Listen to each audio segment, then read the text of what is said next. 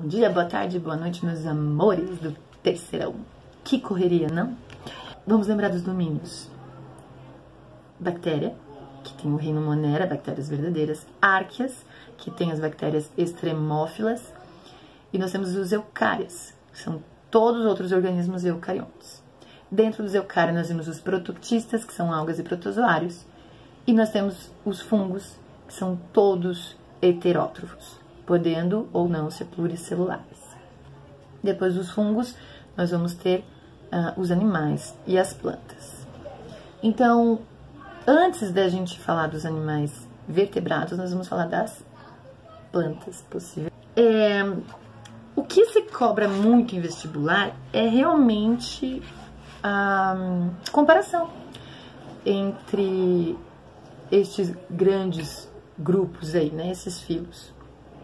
Então, se atentem àquela tabelinha que a gente fez.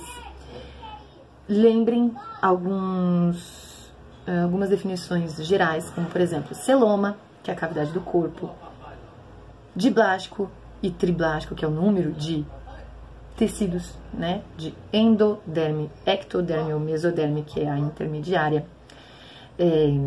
Lembre-se de protostômios e deuterostômios. Deuterostômios é só equinodermos e cordatos. São aqueles que formam o ânus na região do blastóporo, lá durante a embriologia, quando você tem a fase de blástula, que é aquela primeira cavidade formada. Nós temos a simetria bilateral ou radial, isso é importante. E essas coisas que eu estou falando é bom também vocês marcarem na apostila. Em relação à reprodução, lembrar que assexuada e sexuada não é que não tem sexo, é que não tem troca de material genético, né? A assexuada não tem troca e a sexuada tem. A sexuada nos animais envolve a fecundação interna, chamada de acasalamento, cópula ou sexo em si, e a fecundação externa.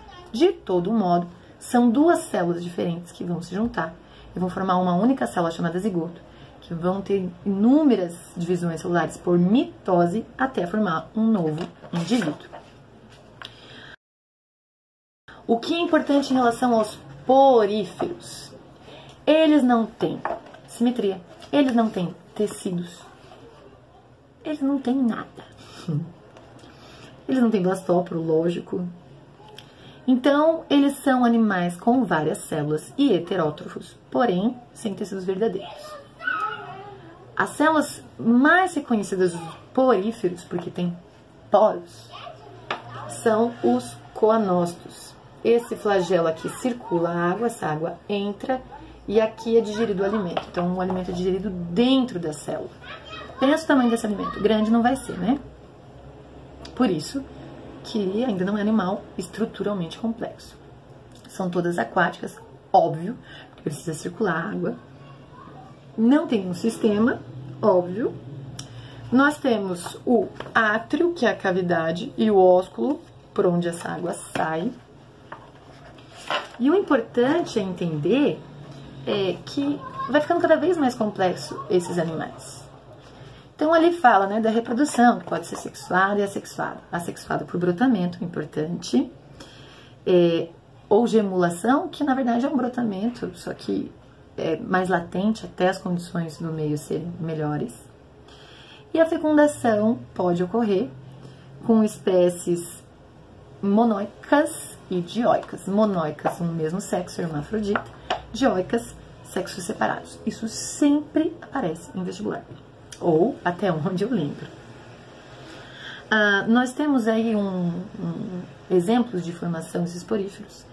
Ascon, sicon, leucon. Ascon é o mais simples, leucon e o sicon é o mais tchan. Onde eu tenho mais poros. Se eu tenho mais poros, eu tenho mais difusão. Se eu tenho mais difusão, eu tenho mais nutrientes. Se eu tenho mais nutrientes, eu consigo me desenvolver melhor. Porém, eu gasto mais energia. Os quinidários, o que é importante saber? Olha ali o que eu grifei, vai grifando junto aí. Eles são marinhos, eles têm os tentáculos, nesses tentáculos tem os quinidócitos, por isso quinidários. Eles já têm um sistema digestório incompleto, quer dizer que só tem boca. Então antes você não tinha nenhum sistema, agora você tem um sistema digestório, porém incompleto. Tem um sistema nervoso meio desorganizado, mas então você já reage a estímulos. Tem simetria radial, imagine uma pizza que você está cortando em vários lugares. Tem tecidos, a endoderme mais interna e a ectoderme, ou também chamada de epiderme mais externa. Assim eles são chamados de diblásticos. Esses queridócitos podem também ser chamados de nematocistos. Ele tem essa carinha aqui, ó. Então ele tem uma toxina que libera, e essa toxina vai paralisar a presa se for pequena e vai te queimar. Ele pode ser na forma de pólipo, fixa ou medusa, livre natante. E o que é interessante aqui é esse ciclo de alternância de reproduções. Quer dizer que pode ter uma reprodução assexuada, sexuada, assexuada, sexuada, assexuada, sexuada. Ou seja, sem a formação de gametas, com a formação de gametas. Nos plateumintes. Os plateumintes podem ter vida livre ou como parasitas. Não esqueçam que são animais, então são heterótrofos.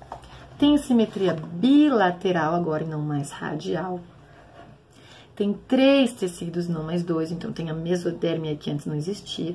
Mas eles não têm celoma, não têm cavidade corporal, então são acelomados, mas são triblásticos.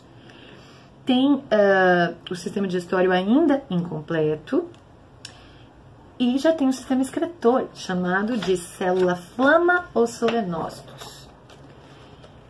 E aí, nós temos de novo a reprodução assexuada ou sexuada. Em relação à sexuada, a interessante da tênia, ela é solitária, porque ela é hermafrodita e faz fecundação própria, autofecundação. Ela se fecunda. Plateumintes, eles são vermes cilíndricos. Os plateumintes parecem achatados. Esses são cilíndricos. E eles já têm um sistema digestório completo. Então, veja, começa com nada na esponja, já começa a ter simetria radial na água-viva, sistema digestório incompleto, sistema nervoso. Aí, começa a ter simetria bilateral nos plateumintes, eles são triblásticos e já começa a ter sistema excretor. E aqui nos nemateumintes, já começa a ter sistema digestório completo. E já são pseudocelomados. Quer dizer que tem uma cavidade, mas ela é uma única cavidade. O que é interessante aqui, e sempre é as verminoses. Né? Então, as principais, teníase e cisticercose, que tem a ver com o hospedeiro que muda, esquistossomose, todos de plateumintes, ascaridíase, ancilostomose, de nemateumintes. Então, foquem aí nessas verminoses que geralmente, quando eu falo geralmente, é quase sempre, cai alguma coisa. Seja de profilaxia, ou seja, de como evitar, seja de qual hospedeiro, seja do ciclo, seja da forma de transmissão, geralmente cai. Vamos para o próximo. Isso tudo a gente viu no 4º trimestre do ano passado. Tá? Então, foque nas características principais. Moluscos são moles, não significa que tem concha, tá? Lula tem concha interna, polvo não tem concha, lesma não tem concha. O que é importante entender dos moluscos? Os grupos. Nós temos 3 classes aí.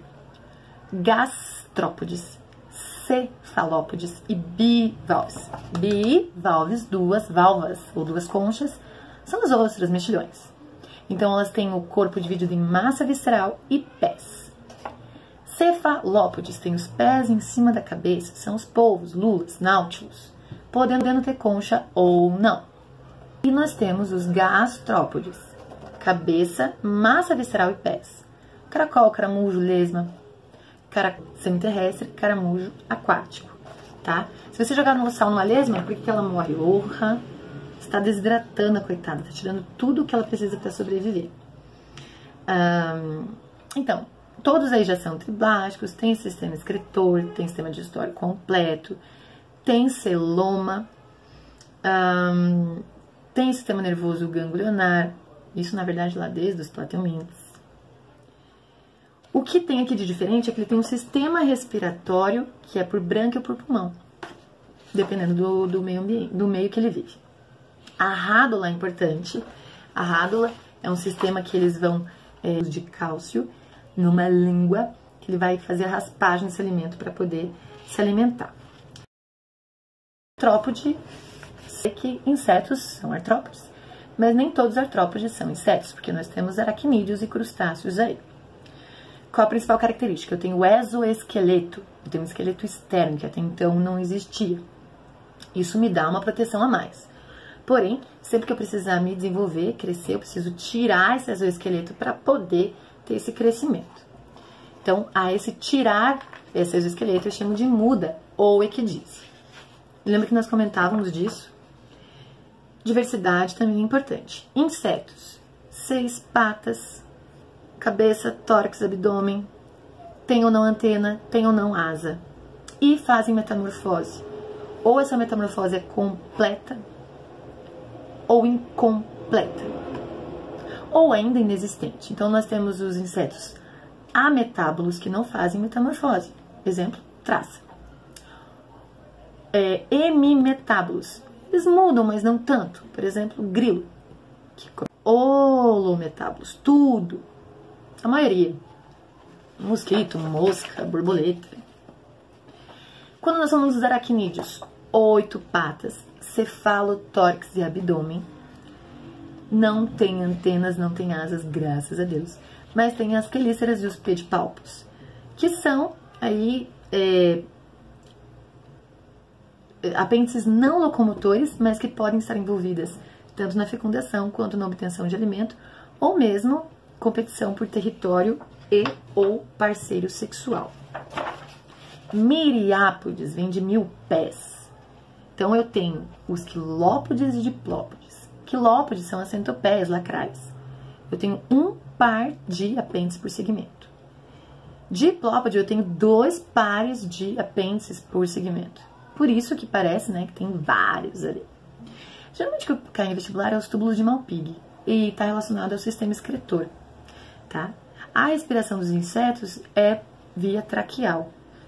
Imaginem ramos, como se fossem de árvores, desembocando nas regiões que o exoesqueleto não aparece, não recobre. E os crustáceos, lagostinho, lagostas, camarões,